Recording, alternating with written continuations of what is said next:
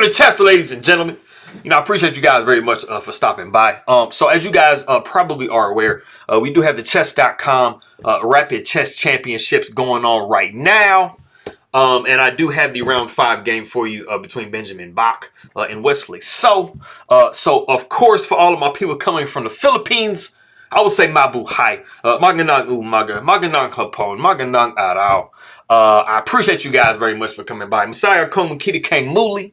Maraming salamat aking makaibigan po sa nanonood ng aking mga video. I appreciate you guys very much. Hello ulit to everybody. I thank you guys very much for stopping by. Anybody who is coming from the Netherlands, I will say hello. And thank you. I appreciate you guys very much for stopping by and taking a look at my stuff. But if you guys are ready to go, let's take a look and see what we have for this game. So we got D4. We see knight coming to F6. We got C4. We got E6. And this is a really pretty big branching point. I mean, there's so many possibilities. There's E3s, knight to F3. There's even some G3s, knight to C3. Just kind of however you want to play. So Bach does decide to go knight to C3. And this does invite the Nimzo Indian, which is what we see in the game. So we got bishop coming to B4. And I mean, black is not like gonna be really doing a whole lot of nasty to white because, you know, of course, if this bishop takes, the pawn takes, and we just have a whole bunch of pawns in the center. And so we're still good to go. So we do see a queen to C2, and this is the Nimzo Indian, the classical variation. And I mean, basically, white is just giving itself a couple of options. If the bishop does take, you can take back with the pawn or take back with the queen, just kind of however you prefer. The queen being on C2 is very logical because you are wanting to possibly play E4, and this is something that black is kind of trying to fight against. As you can see, you know, the knight is influencing E4, so, you know, let's get rid of this bad boy, and if the queen takes, you know, we kind of have a little bit of a hole on E4. You don't really super want to play F3 to prevent you know, anything going on that square. It does weaken your king just a little bit. But in this particular situation, instead of queen to C2, you have a lot of possibilities. I mean, you have E3s, like I was saying before, you got G3s, you got knight coming to F3. Because like I said, you're not worried if the bishop does take on C3 because you will be capturing back with the pawn. And then queen to C2 will be able to push this pawn. Also, you can also go knight to D2. And then this just helps, you know, you push the pawn. But we did not see that. We actually see castles in the game. We see A3, bishop takes C3, and then we do see queen taking C3. And it was actually like, because of the things I mentioned before, you know, pawn taking C3 was suggested just a little bit above queen takes C3, just simply because you are trying to influence this square with your queen. And it is not bad to take with a pawn. You do have a rook coming over to B1. You know, something like this, and you are putting a lot of pressure on this B file. So you definitely get some stuff rolling.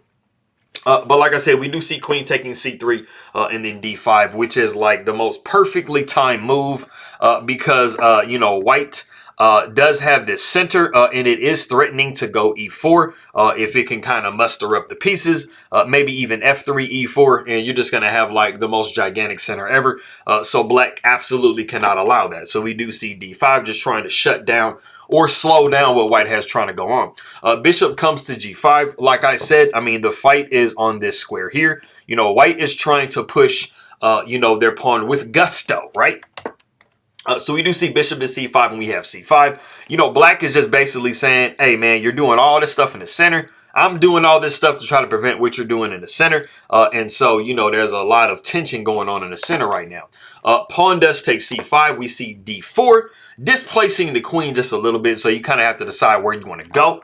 The queen goes over to F3. We're just tossing a little double attack on this knight here. And because we do not have a dark square bishop for black, you know, we're not like absolutely forced to make this move, but it is by far the best move in the position. And it's just reinforcing this knight here. Of course, if the bishop takes, the knight takes, and I mean, you really haven't done anything as white. So we do see E3 breaking down what white has in the middle of the board. We do see H6, bishop takes F6, knight takes F6, and then they really nice long castles by white.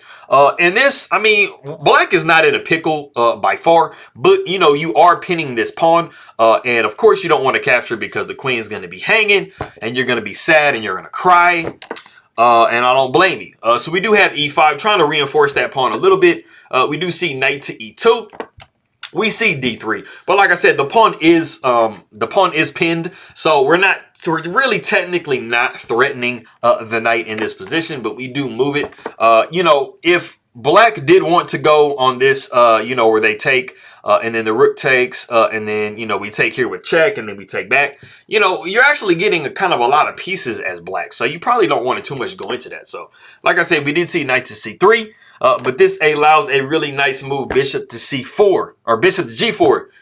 And it seems like crapola, right? It seems like, hold on, man, like this bishop is, you know, is pinning my queen to the rook, and it's all kinds of nastiness going on.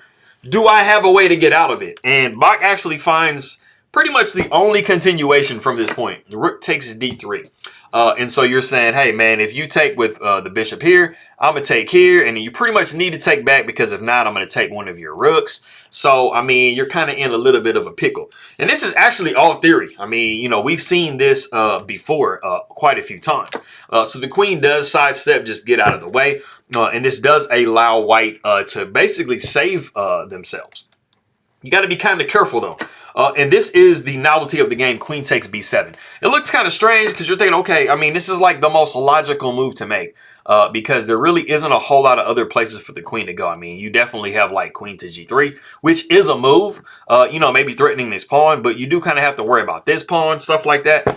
So it's like, why not just kind of go out with a bang and take on b7? You do have to be careful because, like I said, I mean, when you do have your king castled on the queen side, you know, you definitely have just kind of given these rooks some life. But in this particular situation, you are actually doing very well as white. Well, not very well. I mean, it's like pretty much dead even. But, I mean, it's not like you just open up the position and you're just about to be losing. So we do see rook a to b8, and then we see queen coming down to c6. We see e4, and this isn't really that bad of an inconvenience because the rook is going to move anyway. So we do see rook up to d6, and like I said, everything is pretty much dead even. So even though it looks kind of crazy, you're like, man, I mean, these rooks are about to come in. His queen is over here chilling. You know, it's actually not too crazy at all. It's perfectly defendable as white.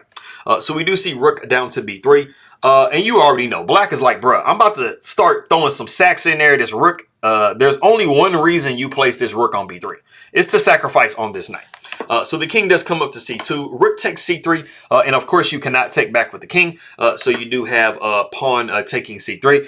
And the major reason that you move king up is because if the rook took here, and then you allowed this take back, not only the queen was going to be coming down here, but I mean, if the queen wanted to, it could check on a3, and then this rook is going to be swinging over. And so you're just completely way too open. So you definitely do not want that. So like I said, we had ended up with this position here. We see a rook over to b8, and we have actually reached a point in the game. There is a move that you can make in this position that basically makes it to where, you know, your opponent doesn't really have a way to attack you further. And if you want to go ahead and pause the video and try to guess what that move is, go ahead and do so.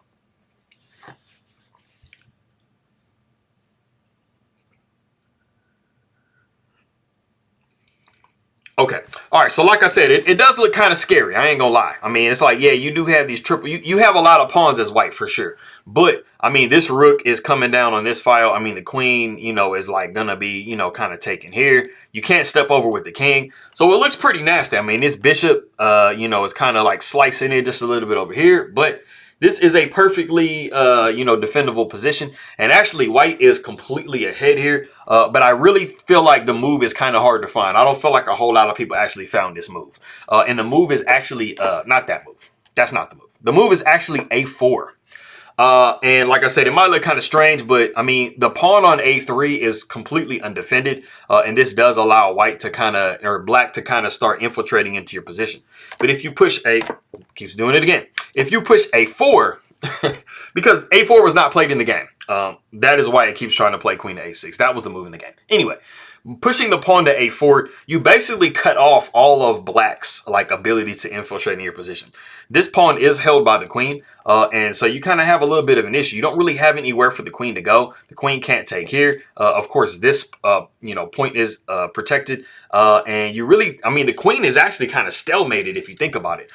There is not much that you can do in this situation. The only really thing for you to try to do is try to knock this queen somewhere with rook to c8. After queen comes to b5, you have literally all of your pawns as white, and black is down 3 entire pawns.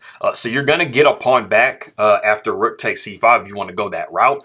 But you are going to be up just a lot of material, and you do have double rooks. So that is something that you have to be paying attention to as well. And so it's a pretty dominant position for white. But like I said, instead of a4, we did see the move queen to a6. This was Bach's, idea saying, hey, man, like, I don't want you to infiltrate. I'm trying to protect this pawn. So it seemed like it covers everything, right? Incorrect. Bishop to d1 with check. And this is like a super cute move, man, because, I mean, this rook is held to defending this queen. So you really can't take here, even though that's what you want to do. And I mean, you really don't want to move the king because you're going to be giving up way too much ground. But that is what you have to do. This is the only way to survive. King takes d1, and then the queen comes down and takes on c3. And I mean, you are down a piece as black, but this king is completely wide open. And now the problem is you're going to have to throw a piece away somewhere. Like, just literally anywhere. And the best possible move that you can make is what Bach plays in the game, and that is queen to b5. Because as you guys can see, rook coming down to b1 is just completely deadly. After rook comes to b1, the king is forced up here, and then we have checkmate here because this lovely pawn in e4. And so you don't have any way to prevent all of that unless you go queen to b5. So it's really sad. It kind of looks in this position like, man, I'm just up a bunch of material, but nah, man, you're down now. And so after we see queen to b5, we see rook taking b5, we see pawn taking b5. So you've corrected your triple pawns that you have, but your queen is gone. And your king is just way too open. And the major problem that you have is that you're literally not using these pieces at all. So it's almost like the knight and the queen versus just a rook. And that's kind of a losing battle.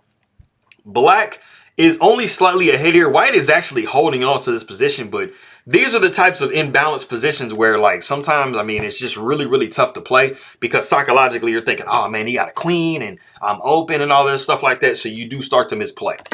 So the queen does take c5, grabs another one of their pawns back. The rook comes up to d8 with check. We see king down to h7.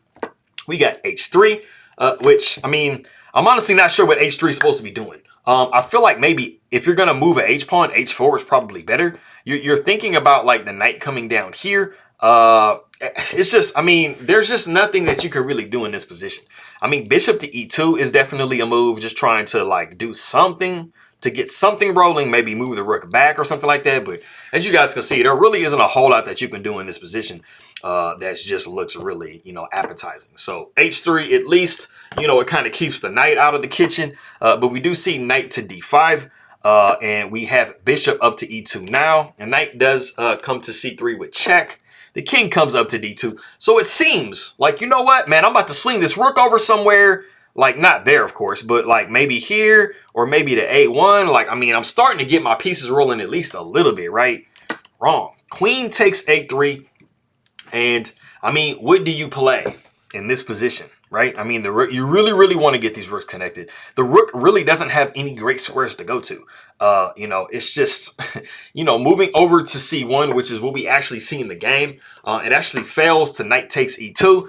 And you are just completely overextended as the king. Like, you really, really want to take this knight, but you're going to be leaving your rook, just hanging. And, you have this pawn here that's kind of doing a good job of stopping this pawn. So, I mean, you're really just kind of overloaded as the king. And that's not where you want to be. So we do see a rook c to c8, which kind of seems like, man, I got my rooks connected. I'm threatening some checks over here on h8. I'm doing a little bit something, right? Well, after queen comes to a2 with check, the king goes down to e1. And then we actually have the really interesting move, knight to g1. And we are threatening some mates after queen to a1. If, you move the king over here to f1, which is something that you don't think was going to happen, but wrong. King comes to f1, and white actually just put themselves in a checkmating box. There really isn't much else that you can do.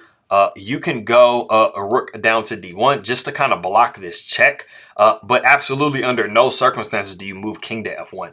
So I'm thoroughly not understanding like what he was looking at when he moved king to f1. But the problem with moving king to f1 is the knight is holding this e2 square.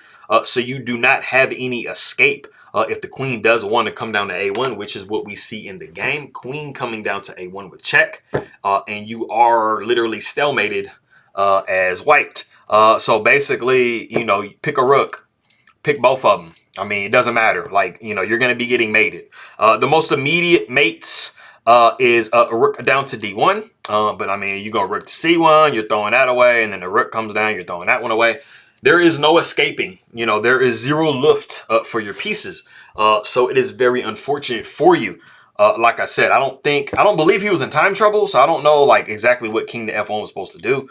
I mean, you had to be calculating queen to a1, so I'm not really sure. So, Malaka C. Wesley So in this one. I appreciate you guys very much for stopping by. Thank you. Maraming salamat aking makaibigan. Let me see. I will see you guys next time. Paalam to all of my people in the Philippines, and I'll see y'all next time.